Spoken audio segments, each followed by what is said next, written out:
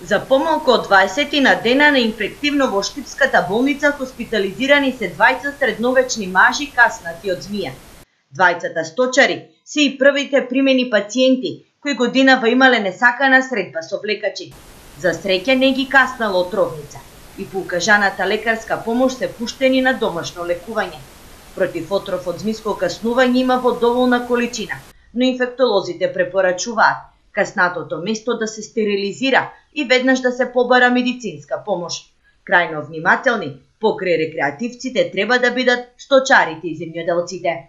Самото касување е не одбрана, ипак работејќи на понивите или одејќите сега за мајските празници, внимателност. Значи, и со високи патики, со долги панталони. Во овој период од годината е вообичаено да се гледаат змии по патиштата, посебно во близина на нивите и оризните полиња, велат земјоделците.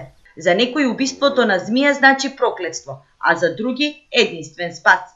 Ако удариш на средината, че ми прекршиш, дек иде. А и вичиното, главата обавезно. Там е наопасно. Змијата, ако не ја притиснеш вамо тамо, таа не напаѓа. Замени си по пато кај се пошла. А човек кој е па друг кога виде па утепа. Од страх, па не од друго нешто. Во Македонија се регистрирани 16 видови на змии, од кои само 3 се отровни.